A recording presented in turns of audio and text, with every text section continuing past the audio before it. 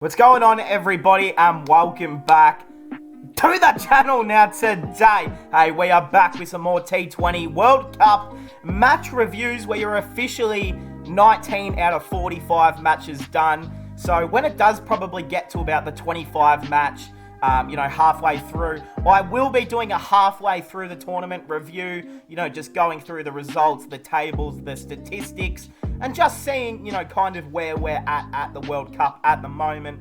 We're almost there, but we did have a game last night, Sri Lanka versus the Aussies. It was in Perth, in the beautiful Optus Stadium. It was on that fast pitch. I mean, it's quick over there. If you get the right fast bowlers on that pitch, it's almost impossible to really score more than, 170 on that sort of deck. So it was a really good, it was a great match to actually watch of cricket. Sri Lanka, they had their chances. They definitely had their chances here, Sri Lanka, to steal a win from the Aussies. They probably got a bit lucky getting to 157, but I thought they actually bowled quite well. Until, Marcus Stoinis came to the crease and completely demolished them. But hey, if you guys are new, subscribe. We are building towards 10,000 subscribers on the channel. Leave a like, comment down below your thoughts on the game. We're going to jump straight into it here, everyone. Player of the match was that big man, that big Hulk man, the big pipe man, big Stoiny, Marcus Stoinis, none for 17 off 2. Look, we don't care about his bowling, but 59 not out of 18 deliveries. He hit the quickest T20 50 in Australian history, which firstly is, a big achievement to the big Stoin himself. Did it in, I think it was 17 deliveries. He did it as well. So it really was all class. Came to the crease when, we were just starting to lose wickets in our middle order. Sri Lanka were just secretly, getting on top almost. And then Marcus Stoinis came out and completely just took the game away from Sri Lanka. And that really was it. I mean, you look at the scorecard and you're thinking, Australia chased it down in 16 overs. It must have been an absolute snore fest, which, you know what? For some of it, it might have been a little bit slow-paced at times because it was actually really quality bowling. And purely because Aaron Finch was at the crease, it was making the game quite slow. But as soon as the big Stoiny man came to the crease, the game just completely came alive and he finished it off by himself. So let's get into it. Let's go. Let's jump into the scorecard. Sri Lanka, well, they were into bat first, sent into bat. Or did they win the toss? I can't remember. Look, it was about, 15 hours ago. I slept. Shit happens. All right. Nasanka. Well, I mean, he actually started well. He was just kind of just playing that anchor role. He was just trying to stay out there and defend for his life, to be honest. He makes 40 off 45. He does end up top scoring for the Lankans, which isn't really that impressive. I mean, it's a T20. His strike rate of only 88. Hit the 2 boundaries as well, but really just had to absolutely struggle for every single run that he was able to get out there. Nasanka ended up getting run out by the big man, Mitchy Marsh, but, he top scored, so you can't really say it was his fault when he did top score. But I think with Sri Lanka, we'll get into it. We'll get into my concerns. My concerns with Sri Lanka, I do have a few with their team at the moment. Mendez, he goes for 5. Dahania De Silva, he goes for 26. This man, though, Charith Asalanka, was the only batsman who respectfully looked like he was playing a T20 game. For Sri Lanka, 38 off 25, 3 4s and 2 6s. Really was the only person for the Lankans to look like they had any control at the crease. The man, Punjab Kings legend, Rajapaksa, well, he went for 7. The skipper, Dasun Shanaka, he went for 3. Hasaranga, he goes for 1. And Karuna Ratne, 14 off 7, not out. So, look, Sri Lanka, I've got a few concerns with their team at the moment. Look, I know they have a few injuries. I know they're missing, key men out of their bowling attack. They're missing a few from this top order, but this is as close to top strength this batting order is really getting. And for a team that just won the Asia Cup, I know it was in the UAE. I know that, It was slow pitches over there. It was, spin to win. And it was quite, let's be honest, it wasn't the greatest quality of cricket at the Asia Cup this year. But, they come here to Australia. And it just looks like it's either go big or go home a lot of the time with this Sri Lankan team. I mean, I understand that the pitch was fast. It was swinging. It was not an easy pitch to read and to read the ball onto the bat when, you're used to playing slower conditions than this back home. But I've got to be honest, it just, if they're not blocking the ball or it was a dot ball, then they're trying to hit it for 6 or 4. And it ended up costing them pretty much most of their wickets in the end. I mean, you go back and watch the highlights, it's either the ball was straight up in the sky for 6 or it was straight up in the sky being caught out. I mean, you look at the dismissals here, Mitchell Marsh caught, and caught. I mean, that is too many caughts if you ask me.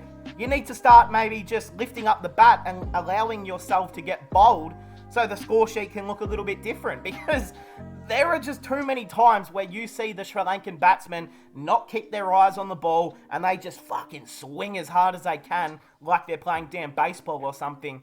It's just, honestly, it's not acceptable. And every time I see the Sri Lankan players do it, this goes for Bangladesh players as well.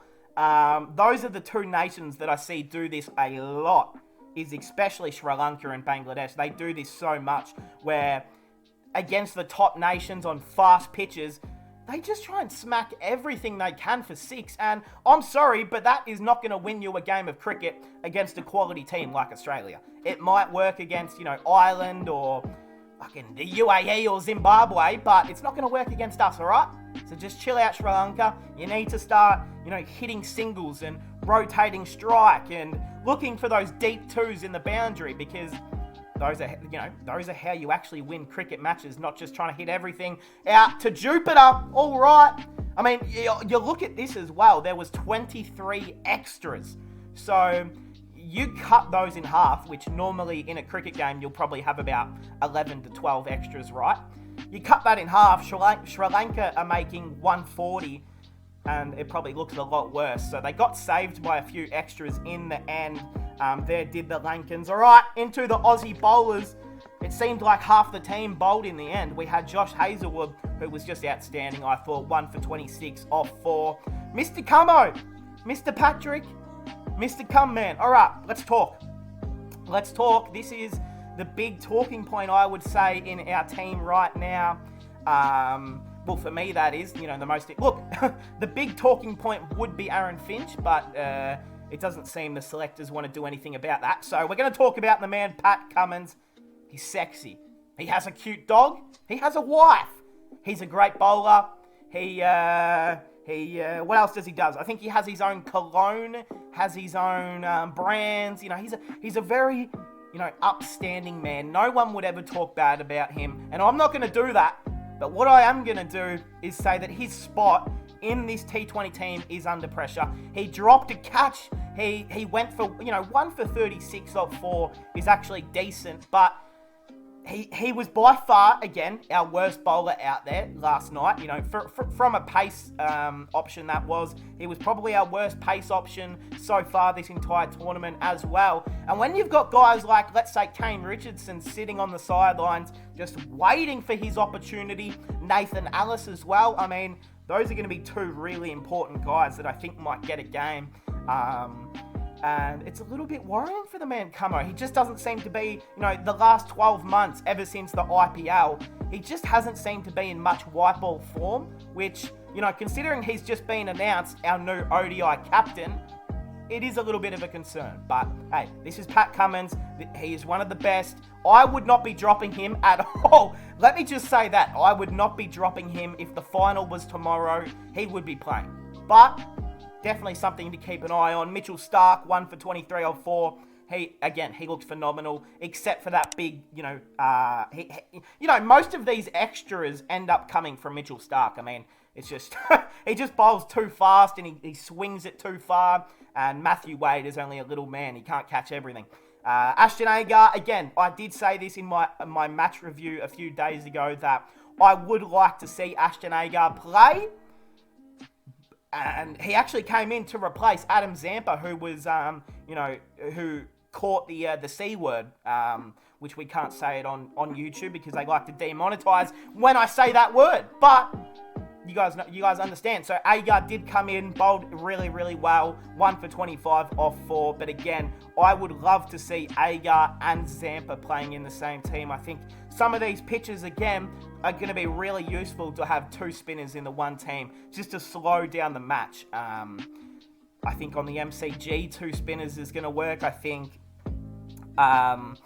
Adelaide, is there any games even in Adelaide? I don't even fucking remember, to be honest. But look, I think there's a few pitches which we might be looking at using 2 spinners this tournament. Marcus Stoinis, none for 17 off 2, whatever. Mitchell Marsh, well, to be fair, Mitchell Marsh did not have a good 1 over, none for 14 off 1. And the man G Maxwell, 1 for 5 off 1. So we take Sri Lanka out. They finished on 157 here. The Aussies, we get into bat. And again, I mean, it was a pretty comfortable run chase in the end. But Sri Lanka had their chances. They dropped multiple catches in the field. Their fielding is just substandard. I don't know what it is with some of these, overseas teams. It happens to India a lot. You see it with Pakistan. You see it with Sri Lanka. You see it with Bangladesh. All of those teams that come from the subcontinent, just for some reason, a lot of the time have fielding issues. I don't understand what it is. I know any team can have their bad days, but it always seems to be at least Sri Lanka who just can't field to save their bloody lives. I mean, them and Pakistan have got to be the worst fielding teams in the world. I'm not even kidding. Anyhow, they catchers win matches. They didn't do that, and they lost. David Warner, he went for 11 off 10. The man Mahesh Theekshana, absolute beautiful delivery from Theekshana. You guys know, personal fave of mine, the man Mahesh. Good bowling. David Warner, he goes for 11. Aaron Finch, let's talk about him. The skipper. Oh, man. Oh, Finchy. Oh, my man. Oh, good man.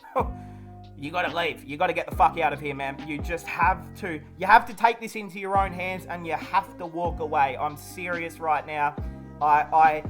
Oh man, this is tough to say, Finchy, because I'm a big Aaron Finch fan. I have loved him his entire career, but Aaron Finch, I don't know what your middle name is. Let's say that it's James. Aaron James Finch. Please just omit yourself. Like, I'm sorry, but 31 or 42 in a fucking T20 game is just pitiful. Like, he hit 1-6, a strike rate of 73, but other than that warm-up game that he had against India where he made 60 off 50, or 70 off 60, I think it was. Other than that, we haven't really seen him do anything in the last 12 months. I mean, he's had, 2 to 3 good scores in the last 18 months, and since then it's just been nothing. I don't know what he was doing, channeling his inner Muhammad Rizwan with this sort of innings, but yeah, that this shit is not going to stand. I mean, when we've got someone like Cameron Green sitting on the bench, even when we've got Steve Smith, who would at least go at a run a ball, Inglis is out, that's right. Who else do we have on the bench? I mean, fuck. Put me in, coach. Even you could put me on the bench and sub me in. I'm going to go at a run a ball at least. I'm probably going to hit, at least, I'm going to change this around and make that 42 or 31. I'm like, come on. I wanted to face the man Theekshana, but that's okay. Mitchell Marsh, he goes for 18. Again, I don't think anyone's talking about this, but I'm actually worried for Mitchell Marsh. I mean, it's either big or go home again for Mitchell Marsh. It's like he either makes 50 off 25 or he goes out for 18 off 17. So this batting order does worry me sometimes with how much hit and miss it is. It's like if David Warner doesn't go big, then we're relying on one of these guys to go big. And, sometimes these guys... They just go out there and keep playing their natural game, when in T20 cricket you really do have to just adapt to the situation. So a little bit disappointing, to be honest, with Marsh. I thought, it was all set up for Mitchell Marsh, could have had the opportunity to go big, didn't. I think the same thing goes for Glenn Maxwell here. I mean, he hit 23 off 12, 2 4s and 2 6s. He looked bloody awesome. He was just smacking everything down the ground. And then he hit one out in the deep, got caught by the sub. It was this close to being a 6. but got caught. So, hey, it's just good to see Glenn actually connect to the ball for once, because it's been an interesting last couple of months for him. And the big man, Hulk, big Stoiny boy, Zampa's boyfriend / husband, he makes 59 off 18, 4 4s and 6 6s, a strike rate of 327, the fastest international 50 in T20 history by an Australian, that is. So don't by an Australian. And it was also the first time that Australia have ever won when Marcus Stoinis has made a 50. Now, I want you guys to let that sink in. Marcus Stoinis has, before this game, had never made a half century when Australia had won. I want you guys to really let that sink in, that we have never won a game when Marcus Stoinis has made a 50. Until now. Like, that's a long time. Stoinis has made plenty of 50s in his career, and we never won until now. Which is just nuts to think about. It also shows how important Marcus Stoinis is to this team. I mean, he can bowl 2 to 3, can bat really anywhere on the list as well. So, this is what we're just so accustomed to seeing with Marcus Stoinis at his best. He was back in his hometown of Perth as well, playing in front of his home crowd, so I'm sure he would have loved that. And, yeah, Tim David, Matty Wade didn't even get to bloody bat. So, Marcus Stoinis finishes off by himself. And, hey, that is really how it's going to finish off here. The Sri Lankan bowlers. Oh, boy. You know what? Let's talk about it just quickly. Fernando, unfortunately, went out with, I think, a hamstring. So, yeah, Sri Lanka's bowling attack has just been injury. Dahanya De Silva, 1 for 18. Kumara, none for 22 off 3. Karuna Ratne, 1 for 21 off 3. Mahesh Dikshana, 1 for 23 off 3. And let's talk about him. Let's talk about it. Wenendu Hasaranga, none for 53 off 3 overs. He went at 17, almost 18 runs and over. Gee whiz, I tell you what, even Hasaranga, like, everyone loves him. You know, he does the little shaka. He's a small little dude. He's pretty funny. But, man, you got to be better than that. That's not a good look. And Dasun Shanaka, again, he dropped a catch, did nothing with the bat, didn't do anything with the ball, none for 10 off 1. I'm not saying that they need to look at a new captain at all, because that's not going to fix anything in this team. But what they need to look at, this Sri Lankan team, is seriously improving their domestic competitions. I was listening to the great man, the king of Sri Lanka, Russell Arnold, on commentary last night, and he was just talking about how disappointing this Sri Lankan team has been. I mean, look, you win the Asia Cup, you come here to Australia, you have a few injuries, but it's just, again, it's a lot of hit and miss with this team. You know, they rely so much on their top order to do so much of the damage, but Hasaranga has been in some pretty shit form. Their skipper has been just horrible, to be honest. Rajapaksa has done nothing with the bat.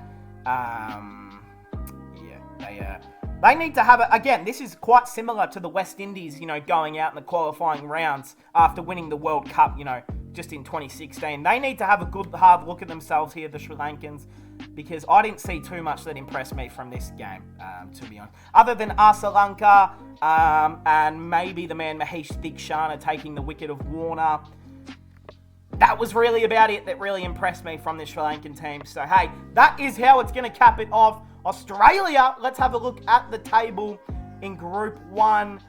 Oh, brother. Well, we're in 4th, so we're pretty much fucked. Yeah, we're done. This is not looking good.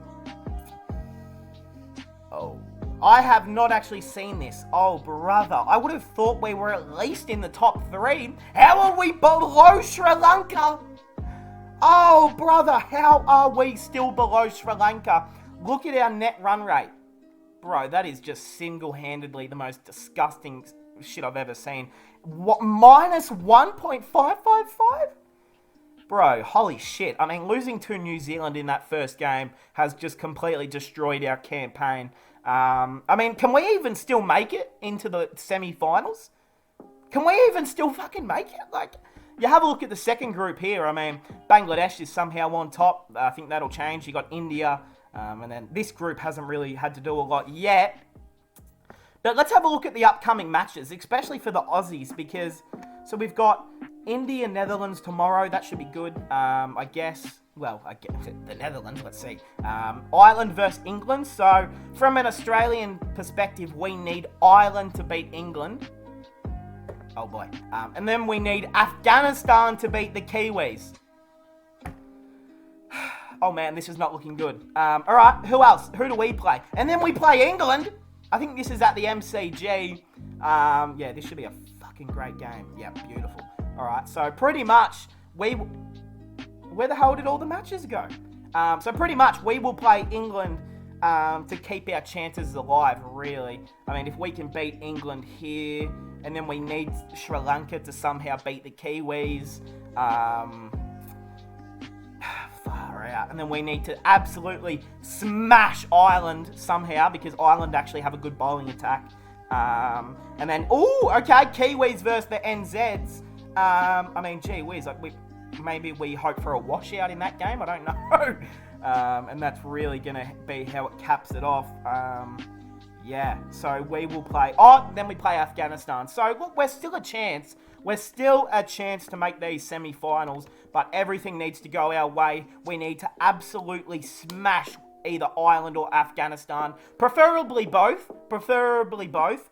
We then need England or New Zealand to lose a couple games each. It's not looking great. If I'm going to be honest, it's not good. It's not good, but look... Shit happens for a reason. This, maybe we deserve this. But then again, we're still in it. I'm not counting us out. But hey, that is how we are going to cap it off. Comment down below your thoughts on the game, the tables, what is going on at the moment. And hey, I hope we all enjoyed, and I'll see everyone in the next one.